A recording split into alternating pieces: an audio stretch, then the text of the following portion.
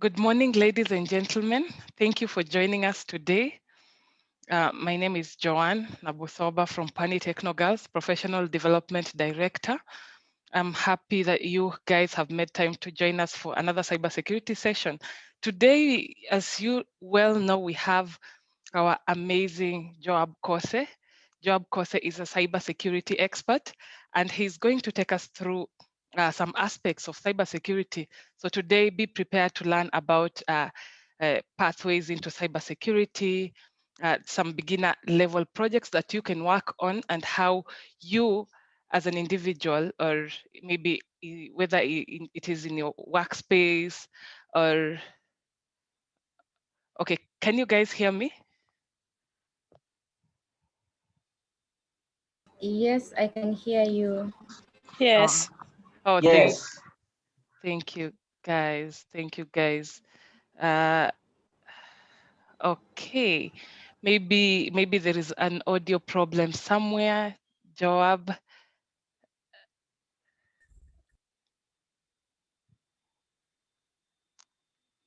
Fantastic. Thank you, Joab. So we have the amazing Joab. Joab is our cybersecurity expert, and he is going to take us through amazing aspects of cybersecurity that you can apply in your lives. That is, we are going today to learn about some pathways into cybersecurity. You're going to have to learn about some beginner level projects that you can work on in the field of cybersecurity, and you are going to get the most from the cybersecurity field from the amazing Joab. So I want to welcome Joab. Karibu sana, take it away. Let me just try to see the video. Hi. You guys can see me, right? Yes, perfectly. And hear me. Awesome. So my name is Joab Kose. I'll take you guys through this session, like it's gonna be like 1 hour session. And I believe like this, I'm dealing with the same groups we are, like, the last session we had. So this is just like a continuation. So let's get started. Sorry, Joanne. Yes, Joab. Do you mind, like, the screen sharing is disabled? Apologies for that. You can now, yeah, you can now go ahead and share. Thank you. Awesome. So I'm gonna go to share that. Okay. Awesome. So this is a continuation of the previous. Last time we had like a session. We looked at like how to get into cybersecurity, the impact, how cybersecurity has impact on different sectors. Like we looked on the healthcare, we looked at the security, democracy, and the economy. So the goal of today's session is to try to walk you guys through, for those who are interested in getting into cybersecurity, how you can find resources, some of the beginner level projects that you can work on, how you can get your feet on the move. So basically, that's like the goal of today. By the end of this session, like, I would really like to welcome questions. Anything that you feel like is a concern, any help that you might need, I'll be happy to help with that. So I want to break down cybersecurity. Like, cybersecurity is big, it's huge, like IT or computer science. And you realize when you go to IT or computer science, you still need to specialize. You either go for networking, system administration, programming and stuff like that. So the same thing happens under the umbrella of cybersecurity. So I just break it like into 3 groups. The first group is red team, which is mostly deals with offensive security. So we have blue team and the purple team. So I'll try to explain each of these breakdown in details and some of the pathways that falls under each category. So with the red team has to do with offensive security. These people break things down, trying to find loopholes and before the bad guys can get and exploit that. So some of the groups which fall under red team, we have like penetration testing. These are the guys who they could be web application pen testers, they could be network pen testers. And what they do is they get in the system and they use the same techniques, tactics, and procedures used by bad guys and trying to find the loopholes and the vulnerabilities in the system and provide guidelines on how those loopholes or the vulnerabilities can be sealed before the real bad guys get their hands on that. We have threat hunting. This has to do mostly with the research. 0 days, like these are vulnerabilities which have not been already found. So the role of these guys are to try use all means they have to get the 0 days vulnerabilities and help in patching them and making the system secure. And then we also have social engineering. So social engineering, this is basically has to do with the human aspect of cybersecurity. We say human is the weakest link when it comes to security because you can put all the security layers, measure everything in place, and then somebody who has privileged access to the system and everything makes a minor mistake, and then all the system, everything we put in place becomes just useless. So social engineering has to do with manipulating somebody, trying to get information from somebody without them knowing. So it could be through phishing attack, it could be through just any means, physical or computer based. So these are just some of the categories which falls under red team.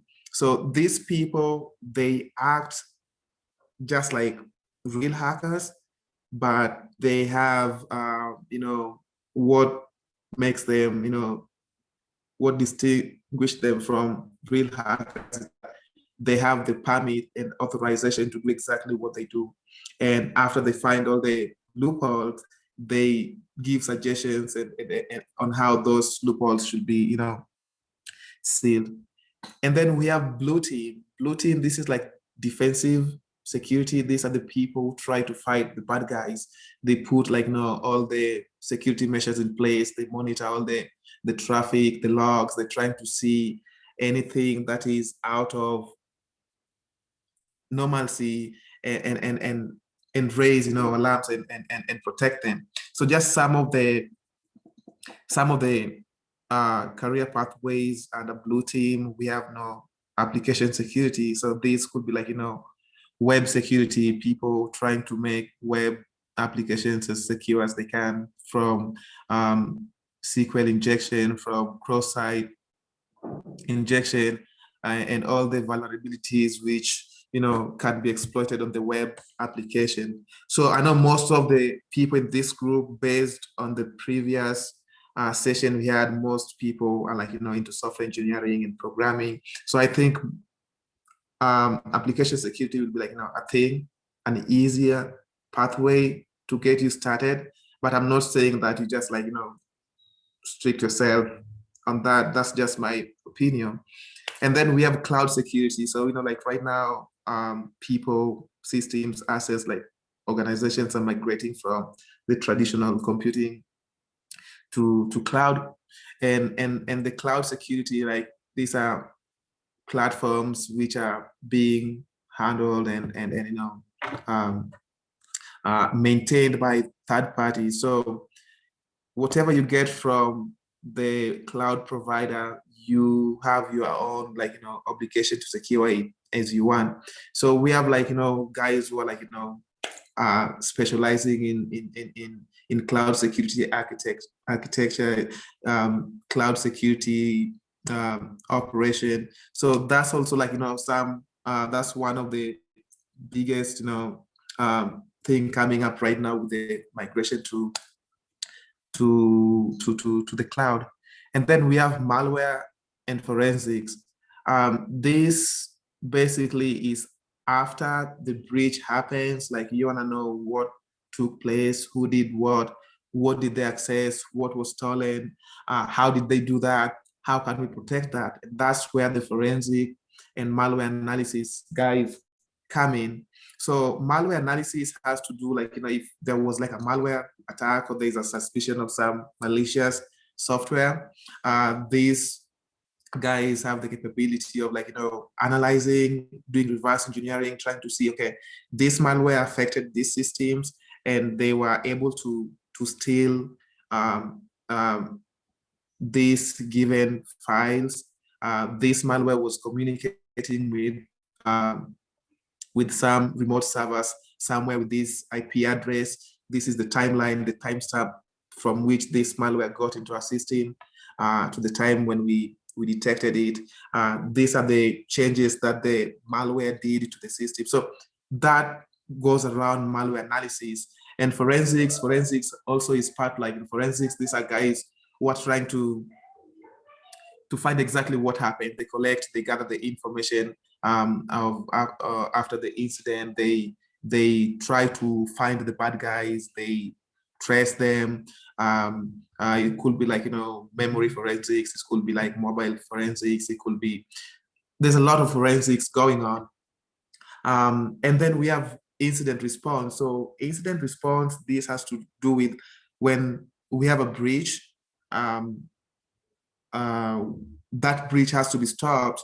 We have to make sure, like, we isolate all the infected systems so that the breach is not able to spread to other systems which are not yet affected. The incident response people also have to make sure, like, we have like a continuity plan in as much as we have an impact or we have like an incident, the business still has to go on. So these guys will try to isolate the infected machines and systems and ensure like the system, like the normal operation of the organization is still going on.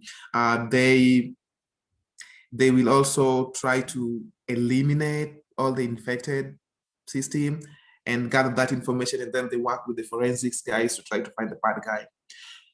The third category is purple teaming. This is kind of like a new thing, and it combines both. When you combine the blue color and the red, you get purple.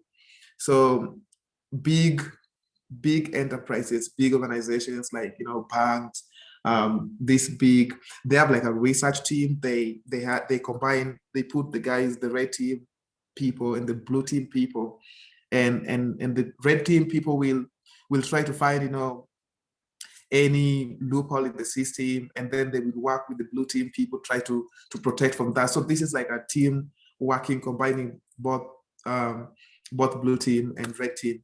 So yeah, that's like just a breakdown, like in a nutshell, of cybersecurity and different categories. There's some other categories which will fall either under blue team or red team. Like, we have people just like deal with non-technical cybersecurity, like, people dealing with the policies.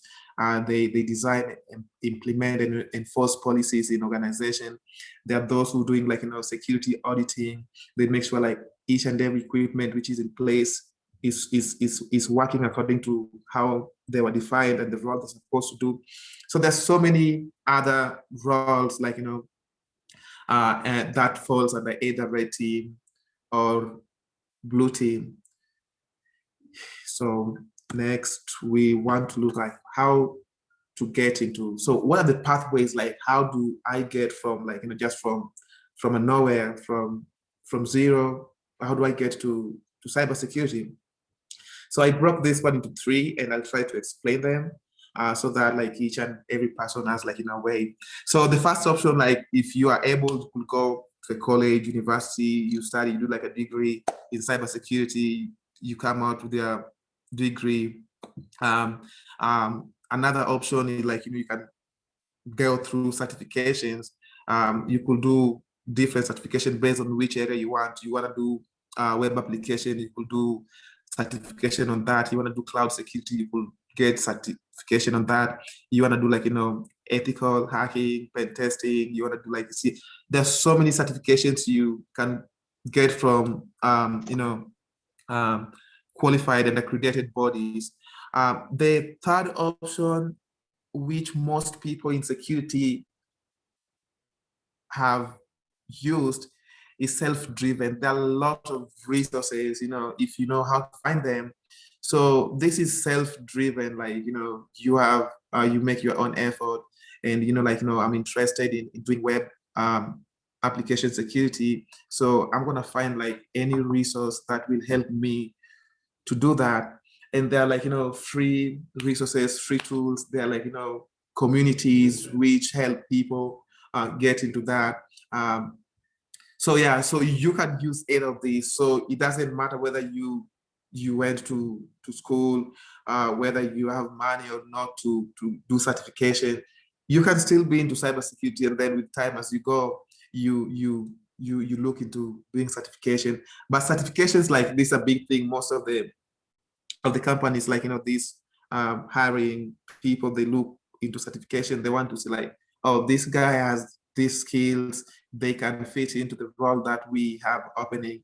So you can use either of these based on like, your situation. So there is no excuse, like, so long as you have an interest, you want to get into cybersecurity, you have like, the pathway to go through that. Well, so how do we get, once we find our way to cybersecurity, like how do we get along? How do we get people to help us? How do we access resources? And how do we get most out of this? This one also, I broke it into 3 categories. And the first category is like, hands-on, like, dealing with the projects. I think this is the best way of like when you have your hands dirty, you break stuff and try to fix them. You learn through doing, is the best way of learning. You can get like a project, just one project or 2, and as you work through that, you make mistakes, you learn from that, you Google XYZ, and you find answers for that. So once you finish that project, you'll be somewhere like, very far away from your start point. I have a link here. I try to get some beginner beginner level projects that you guys can look into, and I will try to share some with Joanne and Ruth, some of the projects that people can work on. So I will share this slide after the presentation, and then this link will give you, will take you to some of the projects that you can work on. Like the previous groups asked if we could get some projects to work on, like, and then the second option is working with the community. So one good thing about InfoSec community is a very helpful community. People are always willing to help people getting into security. People are sharing resources. People are helping one another whenever there's a need. So get involved with the InfoSec community, and you will, like, get going very fast. And you need to be very active. You need to be like, put some effort on that. Or some of the platforms that help, like, with the, so we have Discord, we have Slack, Twitter, LinkedIn. Discord, like most of the security guys use a lot of Discord. There are Discord channels that they share resources, they share jobs, they have, these forums, CTFs, they share everything linked based on which area you want to. So I also have like some of the Discord channels, very helpful. Like if you guys want, I can share that with Joanne and Ruth. Get some Twitter handles, people who are in security, you can follow like, their threads. They give a very helpful information, like, the discussion, the link they share, the projects they're working on. It's a very good way to get involved. And also try to volunteer. Like, we have these online forums, CTFs, hackathons, and sometimes they call for volunteers. You get to learn, you get to meet people, you get to share ideas, and you get to know, like, exactly what's happening. Another thing that I would like to put is networking. This is gold. It's a big thing. Having good networks, people you follow, people you interact with on LinkedIn, on Twitter, Discord, Slack. These people will help you a lot because they have experience, they have worked on several projects, they know stuff. The last option on how to get the most into cybersecurity is participating, like, in challenges. So there are a lot of CTFs. They have the forensic CTFs, there are pen testing CTFs. We have OSINT, open source intelligence gathering CTFs. And one good thing about CTF is these are challenges, and you need to find something. So you'll get a problem, and you need to solve that problem. In that process, there are things you'll be trying to do a research on. You'll be Googling something, and you learn through that. There are hacking platforms for practice you can play around with. One of them, we have like Hack the Box. They give you, like, they have machines, they have challenges, they have servers. You are allowed, you can hack into that. You find some flags, and then your ranking goes up. With the Hack the Box, you need to hack yourself to get into the platform. So that's the first challenge. You need to find a way. There is no invitation. Another platform is Try Hack Me. They also give you a platform to play around with. Like, they have machines, they have challenges. One thing I forgot about Hack the Box, they introduced an academy, which is free. So if you think you can't get involved, like, hack stuff, play around, they have like a free lesson. They call it it's academy.hackthebox.eu. So once you sign up, they will take you through, like, pathway. So if you wanna go through offensive, general, or defensive security, you can just play around with that. They are very, very helpful. I would recommend you guys check it out. Try Hack Me, Over the Wire. There are several platforms you can play around with. And yeah, there's a website called ValHub. So they have this virtual machine, like, these virtual machines, they make vulnerable virtual machines.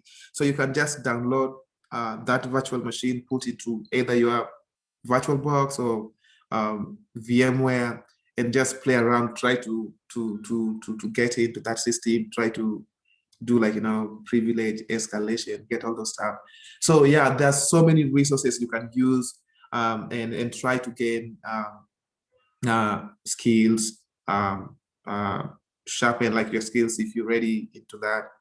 And yeah, there's no excuse. If you are interested, then there's a pathway you can take. So next we'll look at, like, some of the resources. How do we get resources, cybersecurity resources? One good thing about this field is there are so many resources, and if you don't know exactly what you're looking for, you can get overwhelmed and, like, lose track. So that's why I started, like, I started with the slide, like, breaking down categories so that you know exactly which area you are interested in, then you dive deep on that. So let's look at the open source tools. So there's so many open source tools. So we have, like, some operating systems which come, like, pre-installed with so many tools. One of them is the famous Kali Linux. Parrot Security OS is, like, I think is as good as Kali Linux. It comes with pre-installed tools which you can use, like, for forensics, you can use for web application, you can use for networking. They are like, well organized, and whatever you want to use. Another source is like GitHub. So one good thing, I shared the community. So there are people who build their own tools. If you get into the Slack channels, Discord, they share those links, and you realize like everything takes you back to GitHub, and you can download the source code, you can play around with that. So there's so many tools free, and if you're interested, just be on the lookout. Just try to look what you're interested in. Another good source of the resources, we have learning platforms. Some are free, some are paid, but they also give free. Uh, let's look. So we have video lessons like LinkedIn Learning. This used to be lynda.com, and then they changed it to LinkedIn Learning. They're like, thousands, I don't know, of videos. Whether you're interested in programming, whether you're interested in administration, cybersecurity, wherever, there are videos, lessons there. Cybrary is free. Oh, they're free lessons, they're paid, but every month they give free security lessons. Like they started this one when the pandemic, when Corona started. So they will be like, January, they have January free lessons. They will give like 5 lessons in security. And if you can finish them in 1 month, then that's a plus for you. Another platform which is offering is Redforce. This is paid. They are very good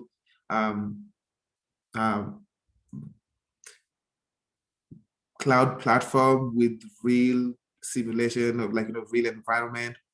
We have Pluralsight. So these are resources. These are video based. Like you see how things are done. Somebody explained how to do SQL injection on a web application, and the procedure, the tools, everything you see and you try. There are also blogs. People write blogs on what they do, the projects they work, they take you through everything that they do. That's a very good way of learning. So you want to check out those blogs, some of the people you think are good in whatever you're interested in. You want to check those blogs, follow them, and see how to get help. Sometimes they're willing to help. People reach out like, hey, I saw you doing 1, 2, 3, and I got lost. Will you help with that? And they are sometimes very happy to help with everything, because they feel that people do appreciate the work that they put in the effort that they put in their work. Another good source of resources from experts is their conferences. So we have conferences like the RSA, Black Hat, DEF CON, ISSA. There are so many of them, Grey Hat, and they have website. Each and every presentations made. They have archives, videos, PDF, white paper write-ups. So if you go to their website, if you go to Black Hat website, you'll get all the resources from when they started, maybe 2007, and they keep based on the year, and they break them down based whether it was in malware analysis, it was just general cybersecurity, whether that was web. So if you got their website, there are so many resources you can use. DEF CON is another. They keep archive of all the sessions they have, the presentations that people do. You don't need to pay to go to these conferences. Just go to their website and find all the resources that you need. That's a very good way of getting resources, if you're interested into cybersecurity. Yes, so what else? And yeah, these conferences like Black Hat, DEF CON, RSA, they also have social media platform like Discord channel.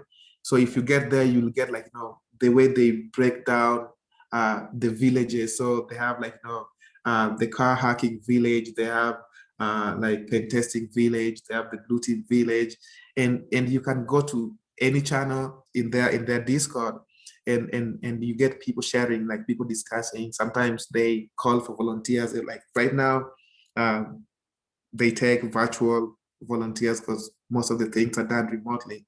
So being part of that helps you to grow, to learn the process, to get your hands on, on doing things that you're interested in doing.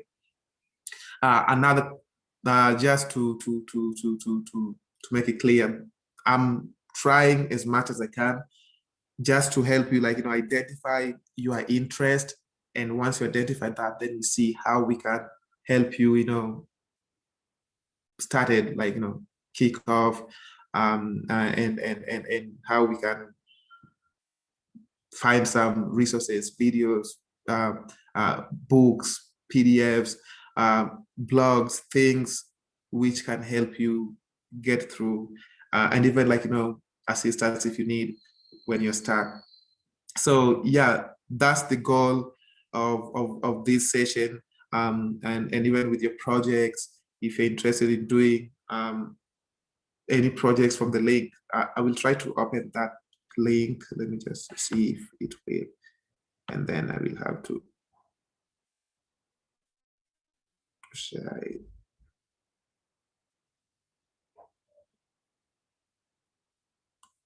Are you guys able to see my web browser screen? Not yet. No? No. Okay. Let me try to share. Okay. Share it. So I will share this.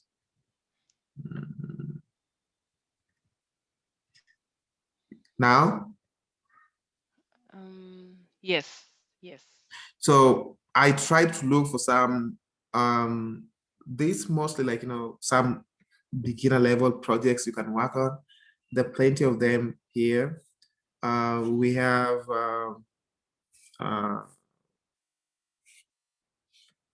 digital watermarking to hide text messages. This is like to do with cryptography and secure backup software system, packet certificate using double encryption, text steganography projects,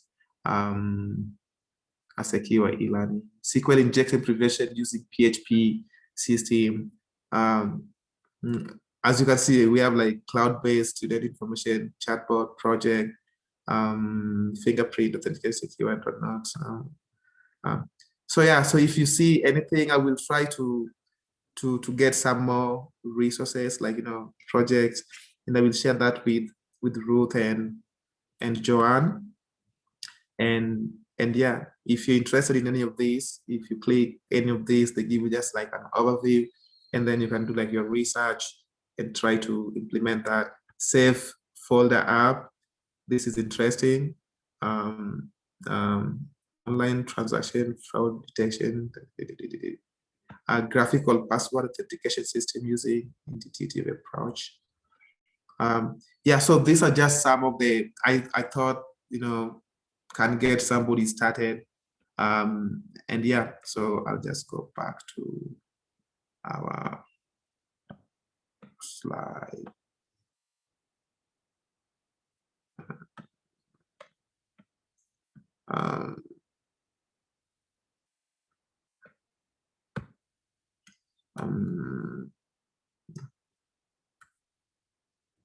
Yeah, so I wanted this to be like, an engaging session. Like I want to talk to you guys. I want to hear from you. If you have a question, concern, I'm so happy. So I made this slide this short to bring that overview so that we have time to, do some sort of interaction talk. If you have any concern, yeah.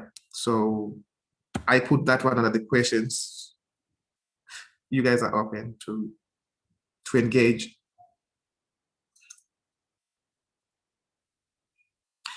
Joanne? Yes, Joab.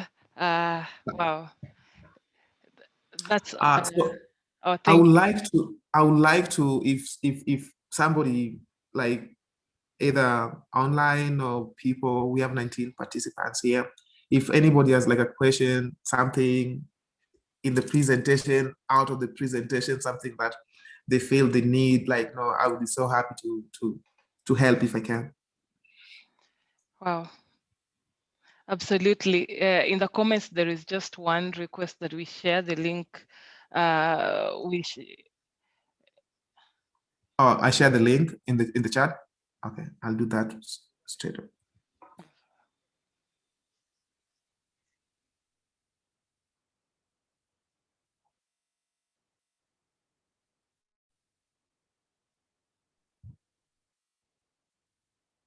Oh, you shared the link already?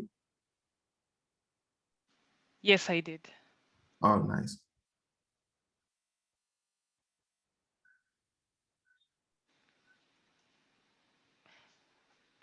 Oh, great. Okay, so we have Jamila Moseka, if I got the name right.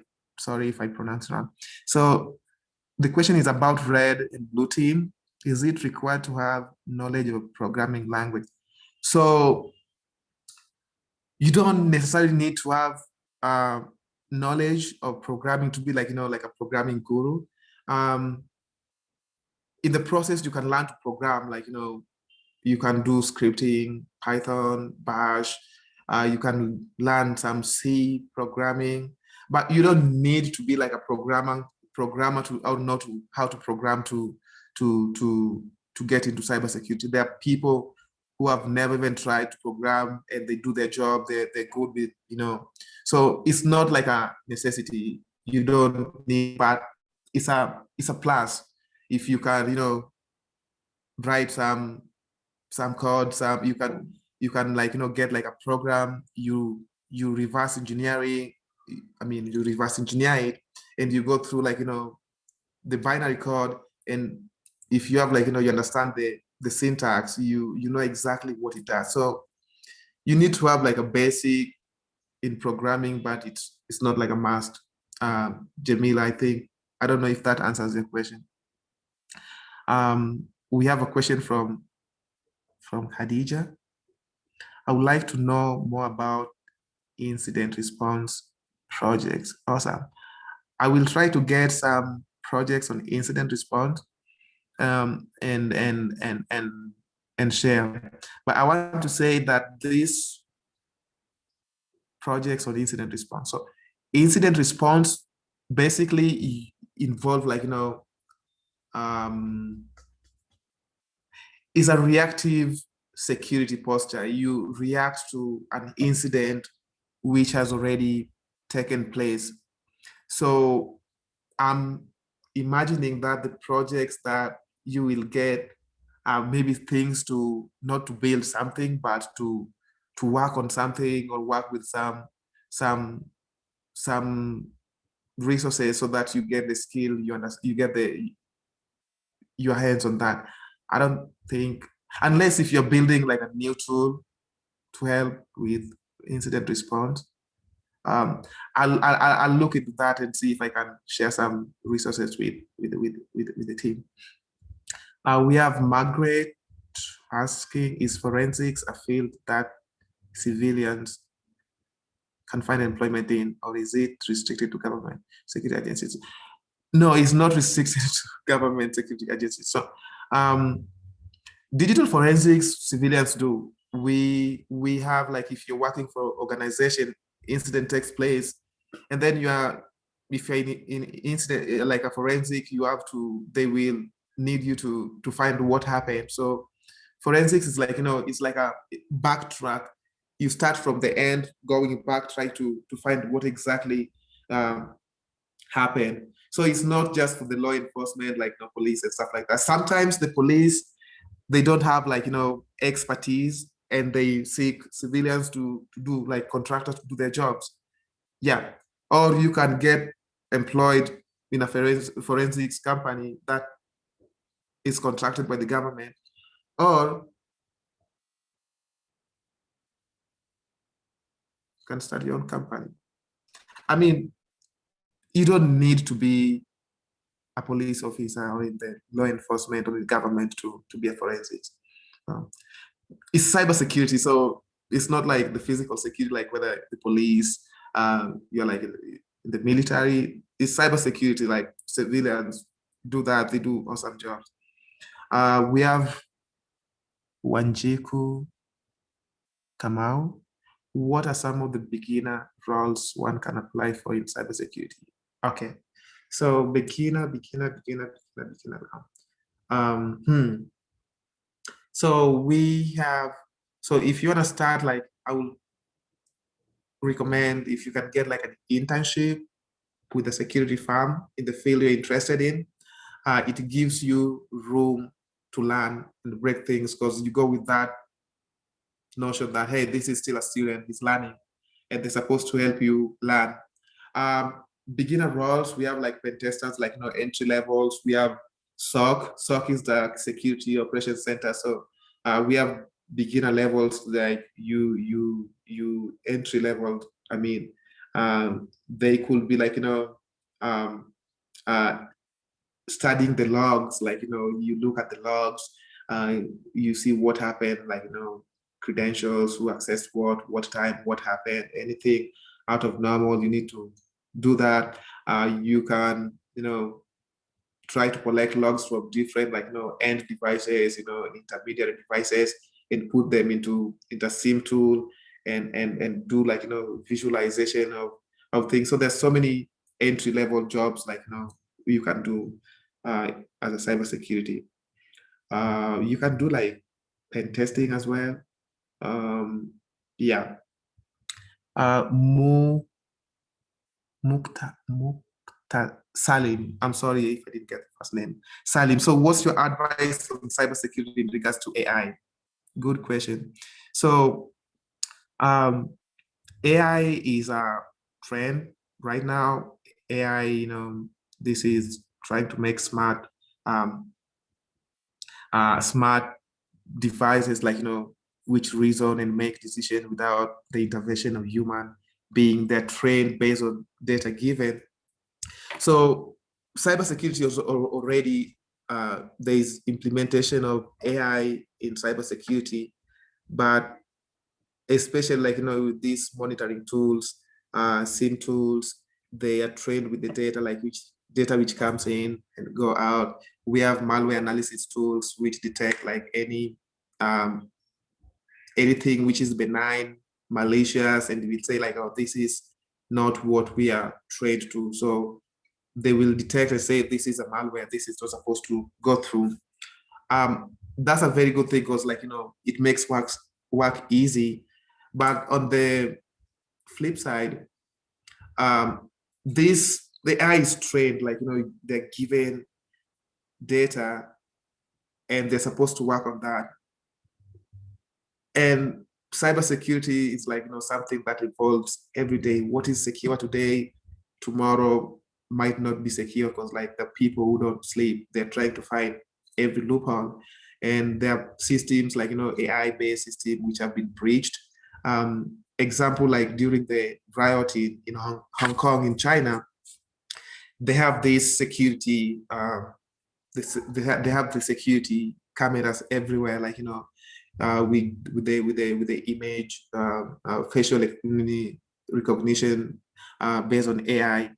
And one strange thing that happened during the riot is these people realized these machines can recognize who we are, and they came with the laser. So the laser feeds the camera wrong information, and then the AI makes decision based on the wrong information. So it depends, if you can manipulate the data that you feed the machine, you can still hack it by giving the wrong information. So it's still a very big topic in cybersecurity, and research is going on. And yeah, there's implementation of AI already, and there are challenges as well, with bias, by the training and everything being biased, and making the machines and everything in place to make wrong decisions sometimes.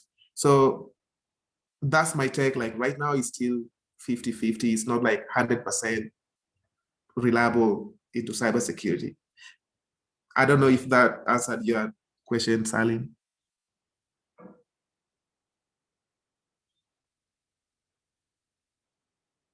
Okay, so we go to Wanjiku and then back to Salim. So Wanjiku is asking, how can you use information governance to know where critical value data resides? Huh? How can you use information governance to know where critical value data reside? I didn't get the question, like the point you're trying to ask, Wanjiku, and I don't want to assume because I'm already assuming something else, and I don't. So if you can like make it, I'm assuming like you're asking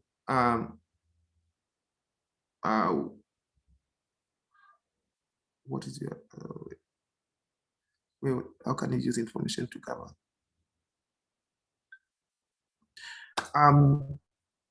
This will depend on the country. Like, you know, every country has privacy laws. Like the privacy laws we have in Kenya will allow you to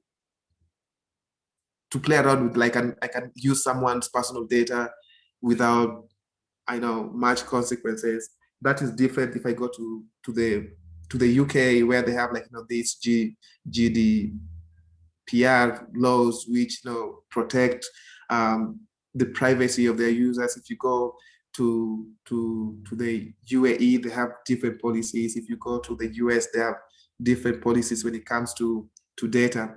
So governance, I think that has, like, you know, how I'm assuming you're talking about, like, you know, the governance of data, value of data resides.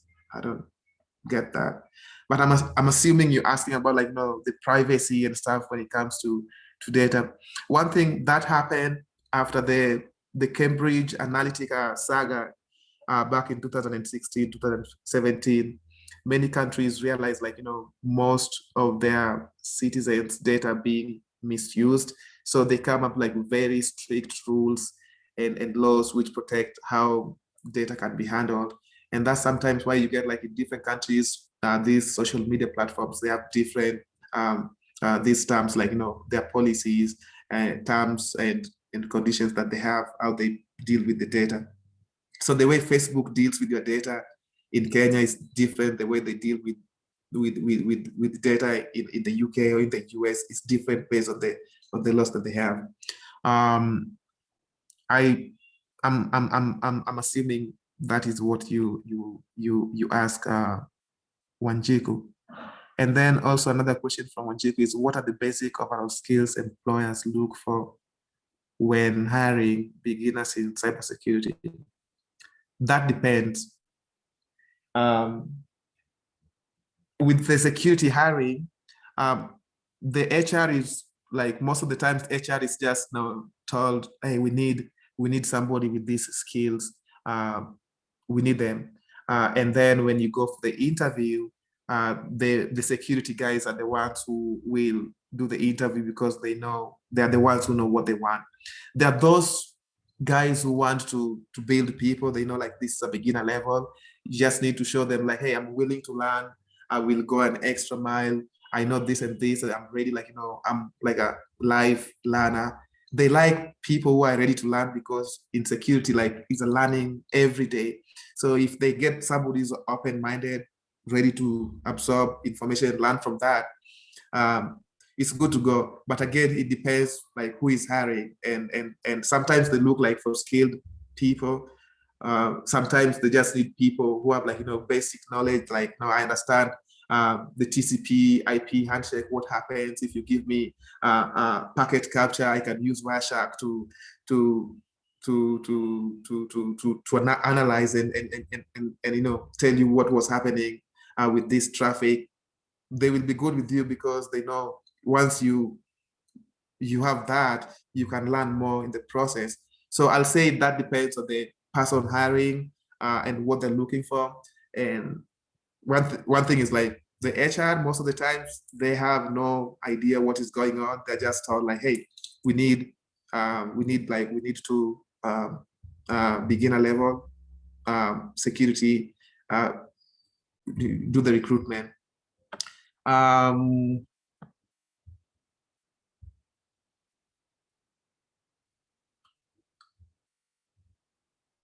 Hadija, also that's the comment. The AI is interesting. We have Simon M. Is there an advantage of those who undertook a course on cybersecurity over self-taught professionals in starting career or vice versa? Absolutely no. So we have people with degrees, master's, PhD, but in security, this is more of hands-on, like, doing, what can you do? Okay. So there are people like most people, like, these big names, most people like Kevin Mitnick, we have these people learned, like, they never went to study cybersecurity. They were just breaking stuff and getting into trouble, and through that they learn that. So it's not about going to school to study or, like, having certifications. It's about what can you do.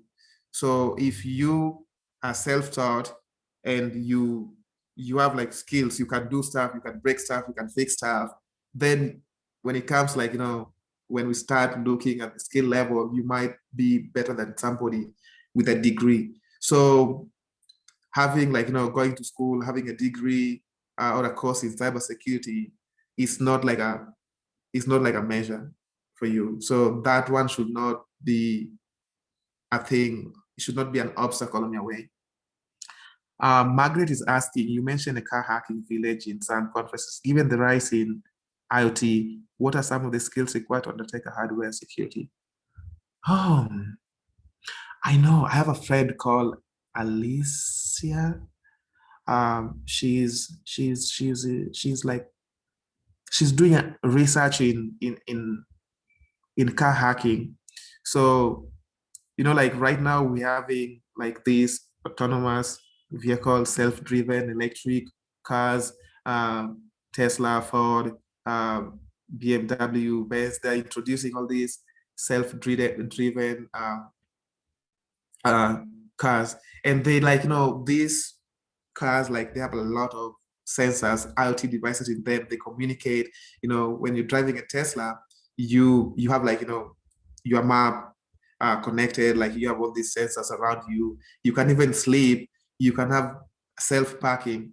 So this lady illustrated how, like, he hacked a car and controlled it, like, through the parking lot. So it's happening. There's a car hacking village, and they're doing good stuff. Parrot OS comes with some tools. If you guys haven't checked it, I did say Parrot Security OS. It has some tools to do with car hacking, so you can check it out. Like, you install that operating system and check some tools, and those tools have website with a community and stuff. You can play around with that. I think that answers my great question. Is there somebody I'm leaving? Any question I'm leaving unanswered here? Emmanuel raised his hand. I think Okay. he would like to speak. Right, Emmanuel? Yes. Awesome. Good evening, everyone. Evening. Now, my question is this. In subsequent lessons, I realized that in the previous lessons, I realized that a number of tools, or rather, I may say, applications that I used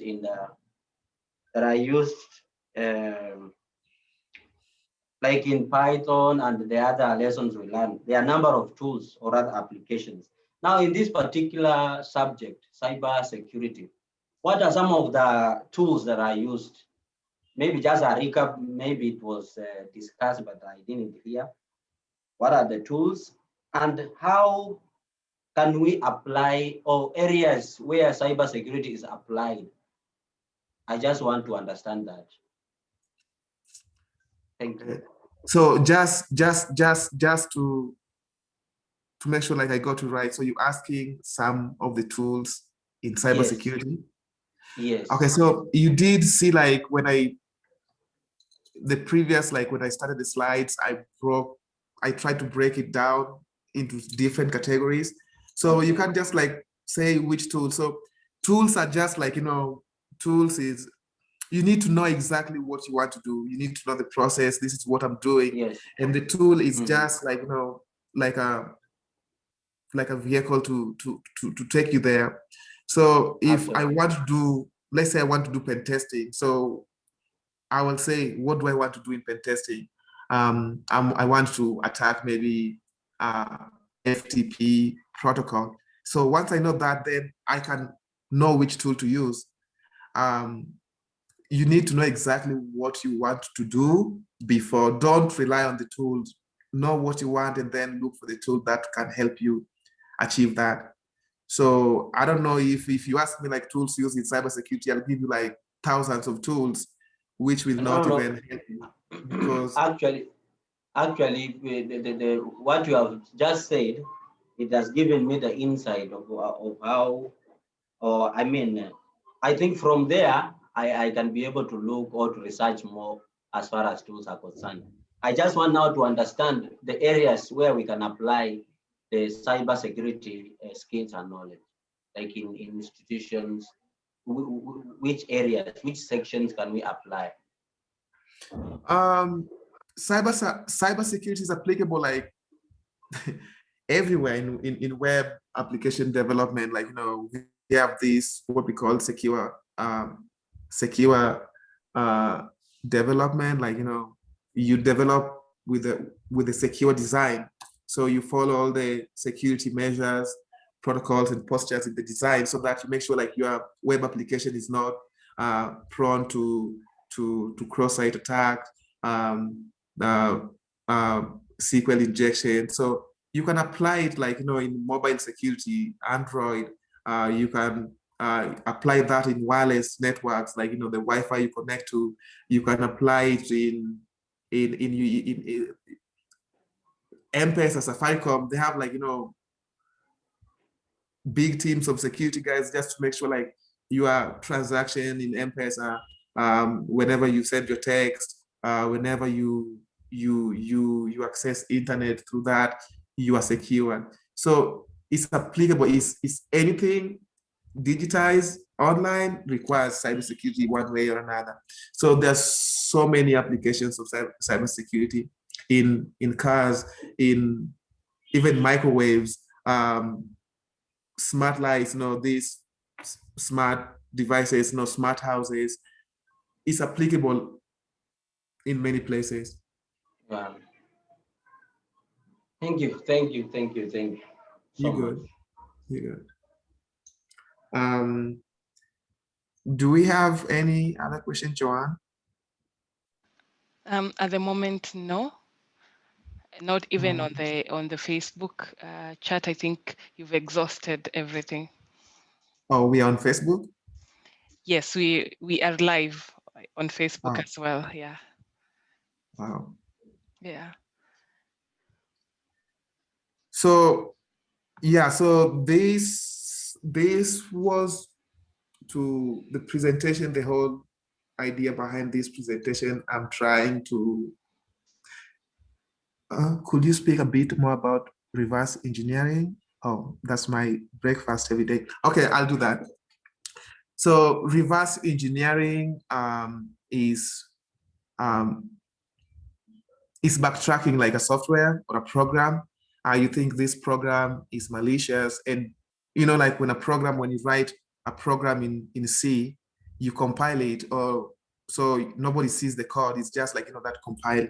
So reverse engineering is like breaking that one into binary, and go through like the sequence, trying to understand exactly what that program does.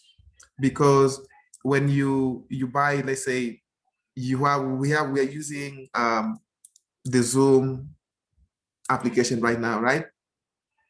So when you download it, you just get that executable file.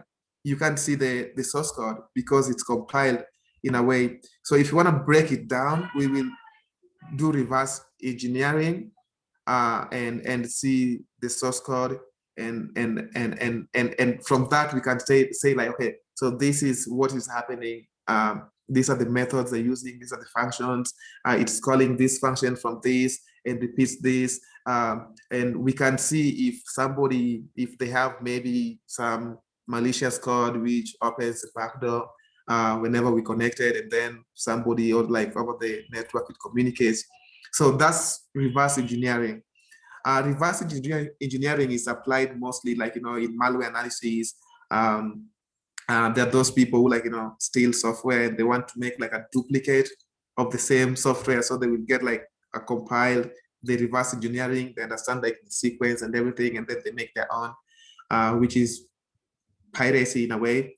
But mostly reverse engineering is applicable like when it comes to malware analysis, because you want to break down that the malicious code and get to understand exactly what it does, how it communicates with the system it affects, how it spreads across the network, who is controlling it, like is it communicating with any C2 somewhere, yeah, and which system does it affect, like what is the target, does it copy itself to a certain or replaces a certain program in your system so that it can't be detected.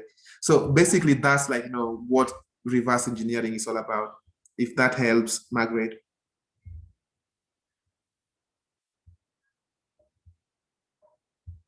You're good, thank you.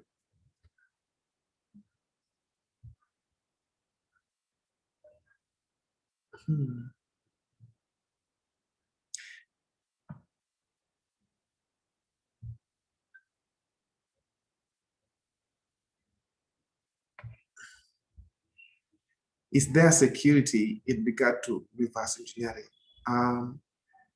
Is there security in regards to reverse engineering?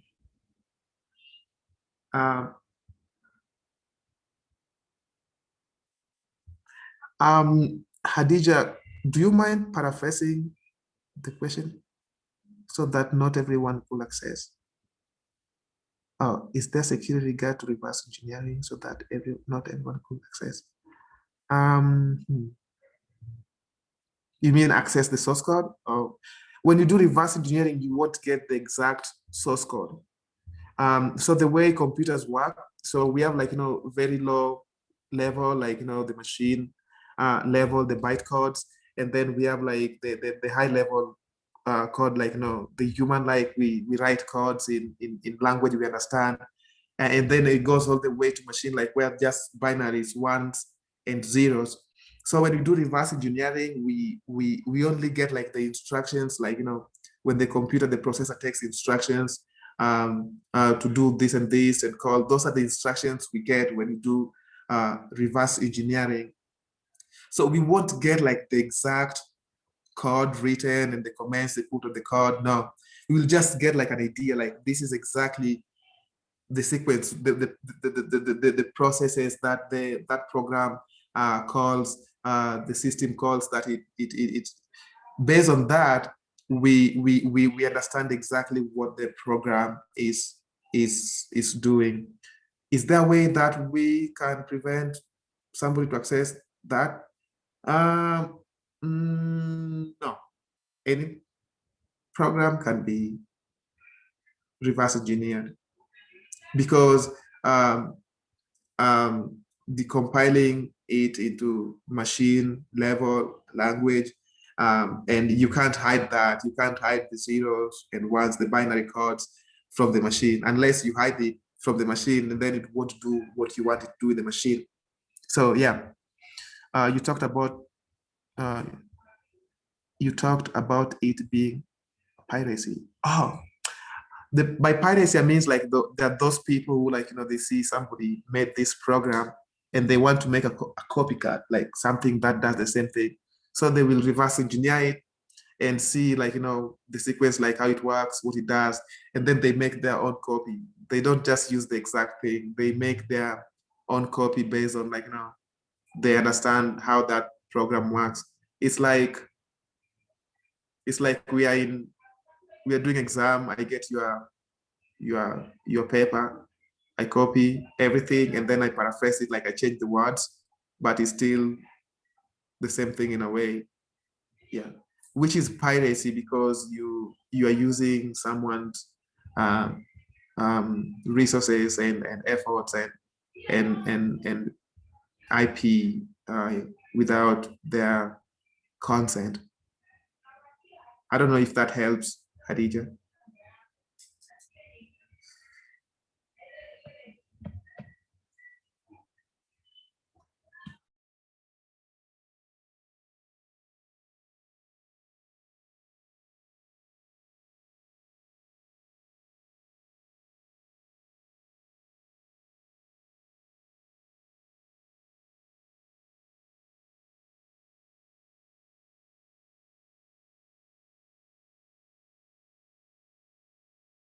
Awesome. So, Joanne, you there? Yes, Joab. Do we have any further questions from anyone? Facebook, Facebook present? On Facebook Live, I can't see questions there. Okay. Not yet. Yeah. Awesome. Okay, so if there is no any other question, then I will say thank you guys for attending this session. I'm looking forward to building a community for those who are interested and working with Ruth and Joanne and American Spaces. So yeah, you guys be on the watch out. Oh, we have some new. Oh, Simon M asked, how do we reach you? Further questions. You can reach me through Ruth. You can reach me through LinkedIn. You can reach me through on Twitter. So my Twitter handle, I will just at Joab Kose. That's my Twitter handle. LinkedIn is Joab. Let me share my LinkedIn really fast. LinkedIn.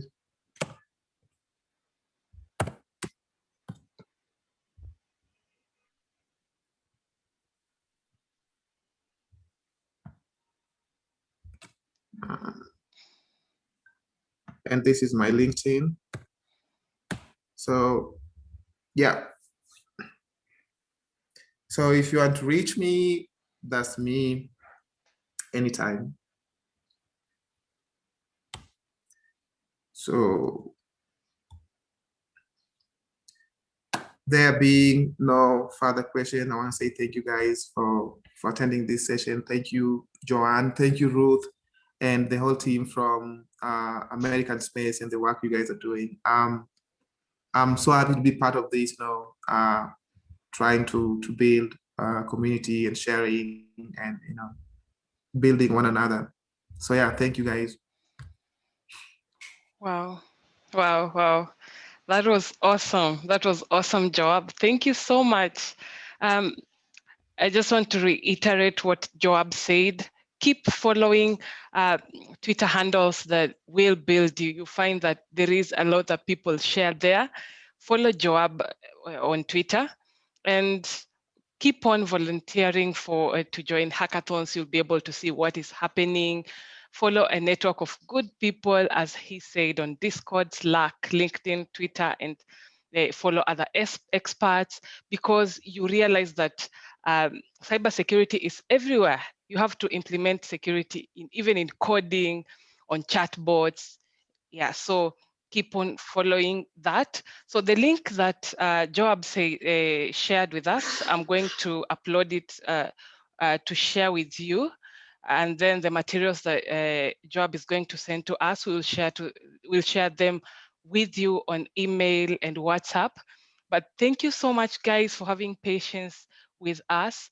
Thank you so much, because we believe that you just being here is that you have that will or that push to make change in the society and create projects that will make coders at American spaces possible, because we aim at making change in the society. So we will communicate on further steps, that is next week, on what we are going to learn. And then after that, we are going to come up with projects based on the areas that we mentioned. So just be on the outlook on that. And thank you so much, Joab, for the amazing session. Thank you so much. We really appreciate that. So, Pleasure. oh, fantastic. So if there isn't any other question or there isn't any other query, we will share the video with you after this session. I wish you all a great weekend. Goodbye, everyone. Thank you. Same to you. Thank you.